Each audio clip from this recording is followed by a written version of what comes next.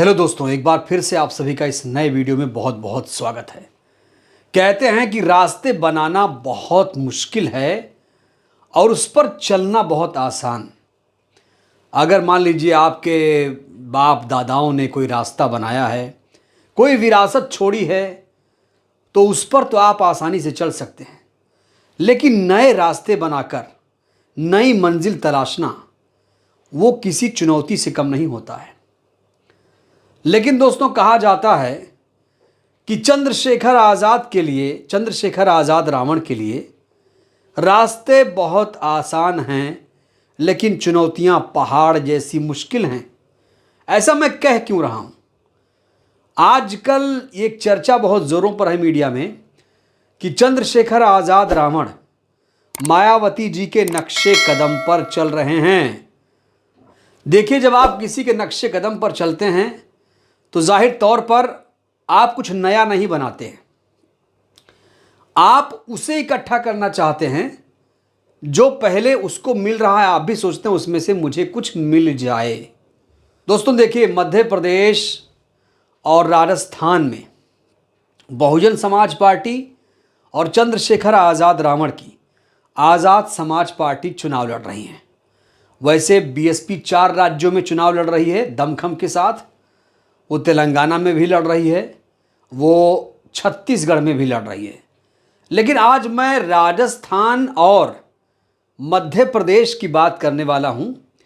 चंद्रशेखर आज़ाद रावण जिस तरीके से मेहनत कर रहे हैं, आखिरकार रिजल्ट क्या होने वाला है, इस पर भी आज हम बात करेंगे। क्योंकि देखिए, आप कितना भी एग्ज़ाम में मेहनत कर लीजिए, अगर आप एग्ज़ाम में अच्छे नतीजे नहीं ला रहे हैं, अच्छे अंक आपकी परीक्षा में नहीं आ रहे हैं, तो आपको फेल ही माना जाएगा, आप कितने भी बड़े मेधावी छात्र क्यों ना हो। तो इसीलिए आज चर्चा इसी पर होगी। मध्य प्रदेश और राजस्थान में क्या होगा चंद्रशेखर आज़ाद रावण का, और बीएसपी का किस तरीके से प्रदर्शन रहने वाला है। क्योंकि अब नतीजों की बात हो रही है, अब रुझानों की बात हो रही है, और 3 दिसंबर को नतीजे आने वाले हैं। और चुनाव जो है 17 नवंबर को मध्य प्रदेश में होने वाला है, छत्तीसगढ़ में होने वाला है। उसके बाद 25 नवंबर को राजस्थान में विधानसभा का चुनाव होगा। दिलचस्प बात यह है कि जहां मध्य प्रदेश में बसपा ने गोंडवाना गणतंत्र पार्टी के साथ गठबंधन किया है, तो वहीं पर चंद्रशेखर आज़ाद रावण अकेले ही चुनाव लड़ रहे हैं। वहीं राजस्थान में बसपा अकेले चुनाव लड़ रही है, जबकि चंद्रशेखर आज़ाद रावण आरएलपी के साथ गठबंधन करके चुनाव लड़ रहे हैं, किस्मत आजमा रहे हैं। एक चीज और गौर से देखा गया तो पाया गया कि जहां जहां मायावती हैं वहीं वहीं चंद्रशेखर जा रहे हैं। जैसे कि पूर्वी राजस्थान में अगर बीएसपी सुप्रीमो या बसपा मजबूत हैं, तो चंद्रशेखर के लिए आसान टारगेट हो जाता है कि हाँ, यहाँ पर बहुजनों का वोट है, चलिए यहाँ रैली कर लीजिए, चलिए यहाँ जनसभा कर लीजिए, चलिए यहाँ मजबूत कैंडिडेट उतार दीजिए। ठीक ऐसे ही मध्य प्रदेश में भी देखा जा रहा है, चाहे दतिया हो, सतना हो, रीवा हो, मुरैना हो, भिंड हो, इन इलाकों में खास तौर से वो भी सक्रिय हैं। क्योंकि बहुजनों का जहाँ जहाँ वोट है वो आसानी से चंद्रशेखर पकड़ पा रहे हैं कि बहुजन समाज पार्टी यहाँ पर मजबूत है। तो बहुजन समाज पार्टी की जो विचारधारा है, वो ये मान रहे हैं कि बहुजन समाज पार्टी की विचारधारा है तो हमें भी वो जो वोटर हैं, खास तौर से जो बीएसपी के जो कोर वोटर हैं, हमें भी वोट दे देंगे। लेकिन समझना ये पड़ेगा कि बीएसपी के वोटर बने कैसे।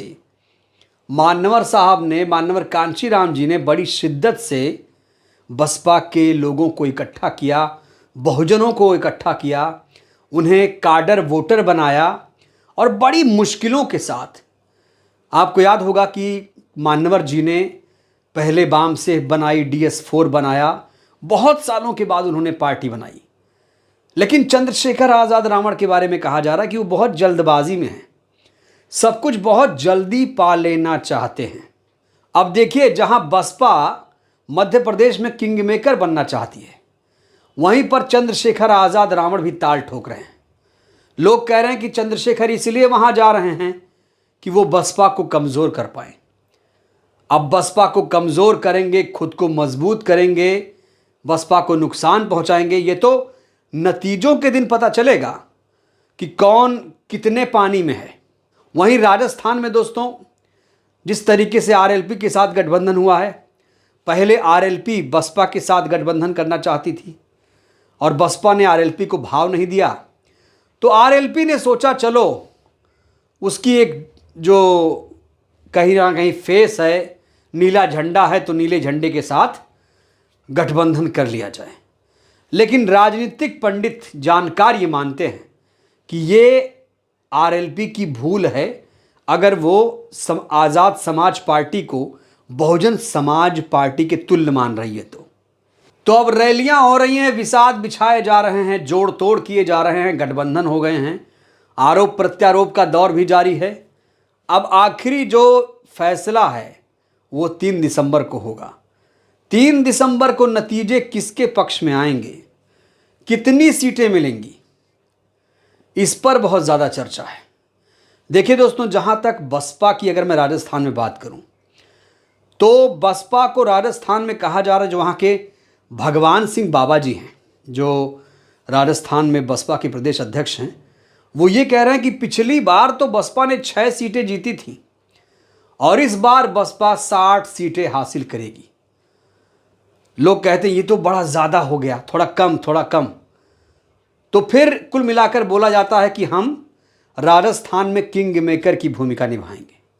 किंग मेकर का मतलब मोटा मोटी ये समझिए कि अगर बीजेपी की सरकार बनेगी या कांग्रेस की बनेगी तो हम वहाँ साथ देंगे, हम सरकार में शामिल होंगे।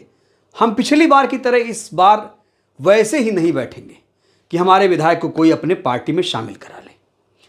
यही स्थिति मध्य प्रदेश में भी है। मध्य प्रदेश में भी बसपा ये कह रही है कि वो वहाँ किंग मेकर बनेगी और अच्छी खासी सीटें इस बार जीत कर लाएगी। करीब करीब 30 सीटों पर अच्छा खासा प्रभाव मध्य प्रदेश में बसपा का देखा जा रहा है। वहीं अगर मैं आज़ाद समाज पार्टी की बात करूं, खास तौर से मध्य प्रदेश में, तो अभी ऐसे कोई खुलकर आंकड़े नहीं आ पा रहे हैं।